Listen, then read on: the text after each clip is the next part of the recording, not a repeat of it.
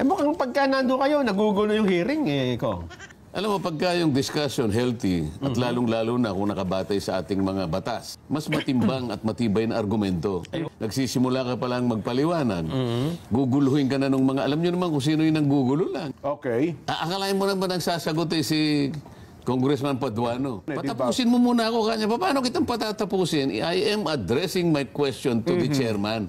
Pumunta ako sa kanya. Sabi ko, Mr. Chair, I am raising a constitutional issue and you will ask Congressman Paduano to reply.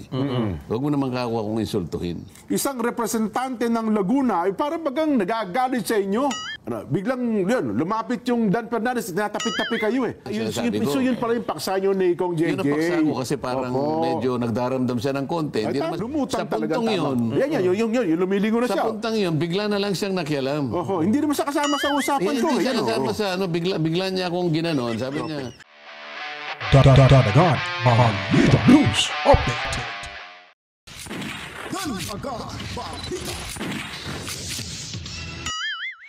Alright, welcome back mga kabitan. Nandito naman ho tayo. Mag-iingay sa ating munting bahay. Dadagan Balita Reaction Video News Update. Sa mga hindi pa po nakapag-subscribe, subscribe na ho kayo para lagi tayong updated sa mga kaganapan sa ating lipunan. At heto na naman ho tayo mga kabitaan ay ating ipapakita sa inyo. Itong parang may ibinulgar dito si Congressman Marcoleta patungkol ho sa HUAD Committee mga kabitaan. Alam niyo po ho ba yung chismis ay talagang nabubuesit sila ni Congressman Marcoleta mga kabitaan dyan sa HUAD Committee na yan, yung pagdinig na yan mga kabitaan. Madaki mo nga naman, Harvard University, graduate, matalino, abogado. Parang kinakain na ho yung mga pahinaho ng ating libro ng ating batas. Kaya itong HUAD Committee ay nakikiusap di umano mga kabalitaan. Sinasabi kong di umano dahil mamaya ipapakita ho nating video kung totoo po bang itong chismis na ating natanggap po. Dahil itong HUAD Committee ay nakikiusap ni Congressman Marcoleta na sana huwag namang masyadong birahin sila. Huwag namang masyadong ipamukha sa kanila yung katalinuhan ni Congressman Marcoleta mga kabalitaan. Dahil ang HUAD Committee ay may hinanakit ho kay Marcoleta, kaya pala hindi ho nila ito iniimbitahan sa kahit anong mga pagdinig mga kabalitaan. Or hindi ho sila papayag pag naandyan ho si Marcoleta pag magsasalita kung sila po ay kaharap nito. Yun po ang kanilang diskarte, kaya tinanggalan pala ito ng authority sa 5 committee ba na kanyang sinasalihan ho mga kabalitaan. Natandaan niyo po ba sinipa ho siya nung tao nito, yung ipinagtanggol niya si VP Sara sa budget deliberation ng Office of the Vice President. Ito pala yung dahilan kaya takot ho sila sa talino ni Congressman Marcoleta mga kabalitaan. So lumabas na ho yung katotohanan. Kaya pala pag si Marcoleta yung sasalita ay may bumabara na. Inaaway na para huminto ho itong mga argumento patungkol ho sa legalidad ng batas. Kung matatandaan niyo po, itong si Congressman Marcoleta nagtanong ni Franco, ni Castro, yung sumagot si Congressman Paduano. Kaya nagkakagulo ho mga kabalitaan. Kasi nga yung NPA Castro na yan mga kabalitaan. So, dahil sila ay inamin naman ng Quadcom or yung committee na ito na sila ay may hinanakit, lalo na si JJ, yung kanilang bouncer dyan mga kabalitaan. May hinanakit sila dahil nga parang sinusubrahan na daw na magtanong itong si Marcoleta patungkol ho sa legalidad dahil sila ay hindi daw makakasagot. May hinanakit ho sila dahil nasasapawan di umano ang kanilang idea sa idea ho ni Congressman Marcoleta. Eto, hindi na ho tayo magtatagal. Panoorin niyo po mga kabalitaan. Tama naman yun eh. May kanya-kanya tayong pribilehyo, karapatan, at saka yung makinatatakutan. Ayun, Oo, di ba? Mukhang sa house, kayo po ang kinatatakutan niyo. Hindi naman Hindi naman. siguro. Di ba? Mukhang pagka nandun kayo, nagugulo yung hearing, Kong. Napapansin nyo naman siguro, pagka nagpapahayag ako, issue for issue lang tayo. Ayun na nga, Yes. opo. Wala, makikita nyo naman consistent tayo. Mula't mula pa, na ang palagi nating sinasabi, kung ano yung nakasalalay sa mga batas natin. Opo. Na dapat sana, yun ang palaging sinusunod. Oho. Healthy discussion lagi kong tayo. no? Palaging ganun. Kasi, alam mo, pagka yung discussion healthy, at lalong-lalo na kung nakabatay sa ating mga batas, Opo. sa ating mga tuntunin, di ba maganda yon? Ay, pakikinabangan ng taong bayan Alam mo, ko, ha? lilitaw at lilitaw kung alin yung mas matimbang at matibay na argumento. Oo, tama. Makikita nila ngayon kung paano, halimbawa,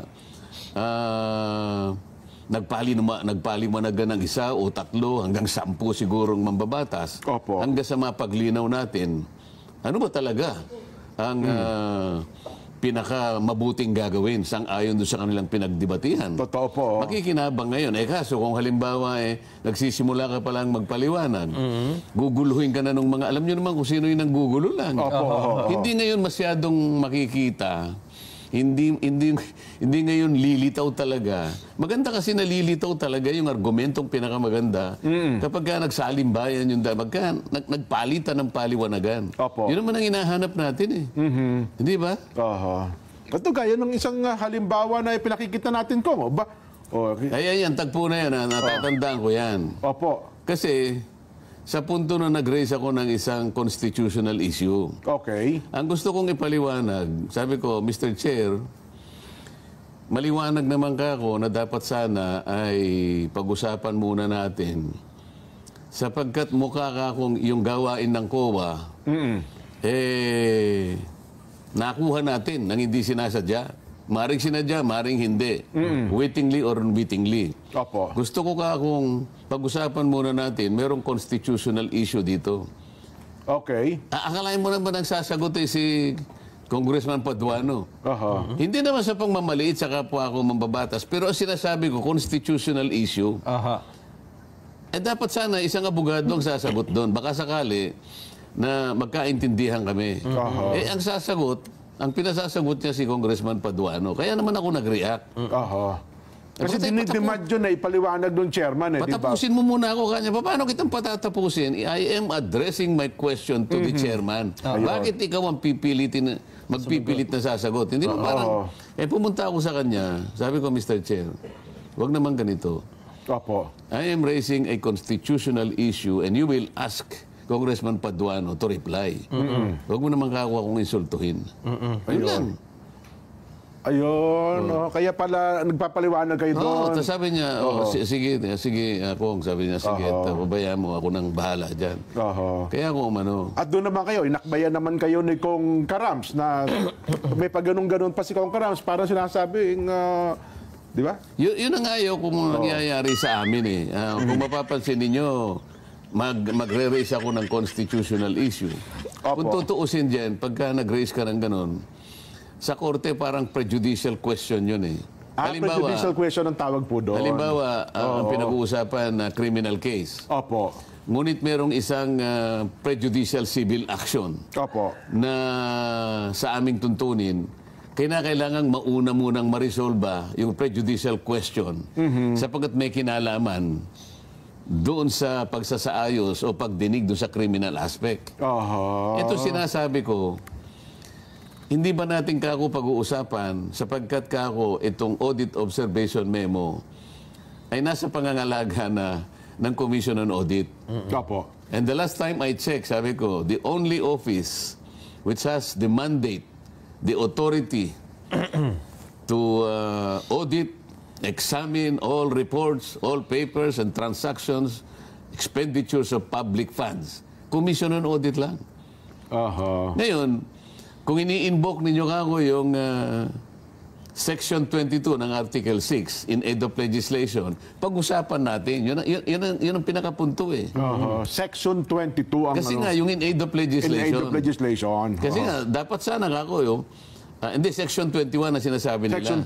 Mas mabuti pa ako Section 22 dahil oversight yun. Sapagkat ang ginagamit nyo rito in aid of legislation, pero hindi nag-o-audit kayo Ayun. Di ba? Tingnan mo, we have the same set of documents. Tama. Kinuha nyo mula sa pag-iingat ng COA. Kaya alam mo, nung bandang huli, so shortcut ko na muna. Nung bandang huli, sa COA ko na ibinato yung aking... Yun. Kaya nung tinatanong niyo yung COA representative na nandun. Paano ka ako ang mangyayari? Ngayong umamin ka na...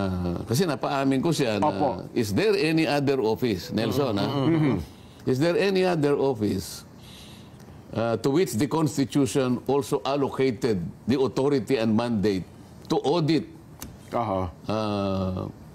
people's money? Expenditures of government. Wala na po None, Your Honor, sabi niya. Exclusive po yan COA lang talaga. O di, mabuti ka ako. Pero kako nung hiningang ka ako sa magitan ng sabina na ibigay mo sa Committee on Good Government, yung ginagawa mong pagsisiyasat, yung ginawa mong pag-audit, ibigay mo nga sa amin yung papel na yan. Kami na kanyang magtatanong. Tama kaya yun? Hindi ka baka ako... Hindi mo ba nainisip ka ako na sana ay tinanong mo muna, pinag-usapan nyo muna ka ako sa inyong komisyon. Ito baka ako'y alam ng chairman ninyo, alam ka ako ng mga commissioners. Alam daw. Aba yan ay isang bagay na kinakailangan pag-usapan pa kung talagang totoo yun. Kasi nga hindi mo pwedeng i-delegate yung binigay na sa'yo ng saligang batas. Totoo. In full or maybe part of kahit your authority. Di ba kasi nasabi natin, nagnakaw ka ng piso, nagnakaw ka ng 1 milyon, pareho din yun Parehas lang po yun. Ito yung aking gustong ayusin muna, na pagdebatihan sana namin, malawakan, yung walang nanggugulo, para sa ganun maliwanagan din ang ating mga mamamayan. Naku. Meron pa isang tagpukong. Ito, kasi ito ang daming tatanong sa amin. Ano ba itong ano? Ba't parang bagang yung isang representante ng Laguna, parang bagang nagagalit sa inyo? At parang bagang sinasabihan kayo ng kung ano-ano. Ipakita mo nga yun, Direk, at nasa ganoon, yan, kausap niyo po yung Kong JJ Suarez, Kong Chua, biglang yun, lumapit yung Dan Fernandez, tinatapik-tapik kayo Ang kausap ko, makikita mo dyan, si Kong JJ Suarez. Maliwanag yan, ha? Ayun ilang beses na kayong 3 beses. Tapos bigla siyang nakialam. Alam mo kung ano yung pinag-uusapan ni Kong JJ? Ninyong 3? Hindi, primero si JJ lang. May binulong ako kay chairman. Pagkatapos, sabi ni Kong JJ, Kong Dan, sabi niya, pwede ba kanyang makiusap naman ako, sabi niya, kasi pagka ikaw ang nagpapaliwanag, kung ikaw ay abogado, sabi niya gano'n. Parang yung mga puntos namin ay nawawalan na kami ng parang yung sa amin ay baliwala lahat. Sana naman ay mabigyan naman kami kanya ng Sabi ko, Kong J, kung yan naman ang issue mo, nakikita mo naman, kapag ako ay nagbibigay ng komento at saka kung ano yung gusto kong i-emphasize sa aking pagsasalita, ito'y binabato ko sa chairman Hindi ko naman ibinabato sa pansarili ninyong kung ano yung sinabi mo, kung ganito. Kaya lang sabi niya, yung parang namamaliit kami, parang gano'n. So ina-assure ko siya na wag mo namang isipin ka kung gano'n kasi kailangan naman kasi ilabas natin kung ano yung legality. Hindi naman ako pwedeng kumawala doon sa nalalaman ko, sa training ko, na palaging nandun ako sa merong legal basis. So yun pala yung paksa nyo ni Kong JJ. Yun ang paksa ko kasi parang medyo nagdaramdam siya ng konti. Hindi naman siguro nagdaramdam, maring nag-voice out lang po sa inyo. Nag-voice out, maring naghihinanakit sa kasi kung halimbawa ni-raise ko ito, parang yung sinabi niya, maaring mawala ng visa. Masasapawan, parang gano'n. Maring masapawan, maring ganito. So yun ang kanyang Sa akin naman, may konting validity. Pero kailangan ipaliwanag ko pero kailangan din nating ihayag talaga At sana nga, yung inisip ko na dapat pagtalunan para lumitaw kung alin talaga yung Healthy discussion. discussion nang hindi na minamaliit yung isa o maaaring nasasapawan yung iba. Wala doon sana yung punto. Kung hindi, issue for issue. Para sa ganon, ang pinaka-direction, makinabang ang tao. Lumutang sa talaga puntong tama. yun, Yung lumilingo na sa siya. puntang yun, bigla na lang siyang nakialam. Hindi naman siya kasama sa usapan ko. Hindi siya kasama sa bigla niya akong ginanon. Sabi niya, ikaw naman, sabi niya. Nung umpisa, parang hindi niyo pa pinapansin. Di ba? Ikaw naman, kanyang ganun eh. Yung programa ko, siniraan mo ako, sabi niya. Kasi nagtataka, ano akong programa mo? Saan ka nagpo-program? Hindi pupunta ka kanya sa ganito, may kinausap kang mayor, alam mo naman kalabang ko yun. Hindi mo dapat ginagawa yun. Nako, Sabi ko, hindi ko alam kung ano yung sinasabi mo. Basta't ako nagpupunta sa mga munisipyo. Siyempre po. Dahil sa ako'y nagpapahayag ng aking kagustuhan na, alam mo na. Tama po pero naman. hindi mo dapat ginagawa yun. Mali yun. Sabi niya? Sabi niya. So walang ginalaman po sa Walang issue. kinalaman sa issue eh. At meron daw akong kinausap na may siniraan ko daw siya. Siguro, magtawag siya ng sino man na nakinig doon sa aking pagsasalita nung ina-address ko yung audience. Sabagat makapalang tao talaga eh. Paano naman ako magsasalita naman ng paninira ng, alam kong Laguna yun. Tagaon siya. Alam kong kandidato siya pagka-gobernador. Ako ba naman, hindi ko naiintindihan. Unang-una, hindi ko gagawin yon. Siyempre po. Pangalawa, ang aking kandidatura ay nakasalig doon sa pangkalahatan. Wala naman akong pakialam doon sa local issues doon sa local issue kung magkakalaban sila o hindi. Kinakailangan bang humingi ako ng permiso sa mga kasama ko para malaman ko kung sino pupuntahan ko at saka hindi ko pupuntahan? Ay, maling-mali nga talaga siya. So ayun pala ang parang sabi nga sa salitang kanto niyan, parang nagpuputok yung butsin niya. Yan. Kasi bago nangyari yan, sinasabi ko kasi, pinagtatanggol ko yung kalagayan nung naditine na abogada ng OBP. Yun po mga kabalitaan. So nakita at napapakinggan nyo po ang mga naging reaksyon ho ng HUAD Committee nung si Congressman Marcolita ay dumalo ho sa pagdinig. Lalo na po itong si Bolstar Fernandez na galit umano kay Marcolita dahil sinisiraan daw umano nito yung kanyang programa. At yun ay akusasyon lamang ho dahil imposible hong sisiraan itong si Marcolita yung sa kanya tumakbo ho ito ng para sa senador. Hindi ho para dyan sa Kongreso. So ngayon, nakakatakot pala itong si Fernandez kung siya po ay manalo dahil sinasabi niyang kumbaga, talagang mamemersonal ho itong si Fernandez mga kabalitaan sa kanyang mga kalaban sa politika. Kaya nga, ito, pamemersonal na rin ho ito ang kanilang pagdinig laban sa ating vice presidente. So nakita na ho natin mga kabalitaan kung sila pag andyan si Congressman Marcolita ay bumabahag ho yung kanilang mga buntot. Tapos pinakiusapan pa si Atty. Marcolita na, sir, wag mo na bang pasubrahan yung mga legalidad na explanation nyo kasi parang nawawala na ho kami sa nawawala na ho kami sa linyada nito. Parang hindi na magiging bisa yung mawawala ng bisa yung aming explanation. Takot pala sila mga kabalitaan. Kaya pala hindi ho nila ito pinapayagan na pumunta ho sa pagdinig kasi nga tinanggal nila sa 5 komitiba itong si Congressman Marcolita. Nahihirapan pala silang sumagot sa prejudicial questions nitong si Atty. Marcolita. Yun pala yung katotohanan dyan.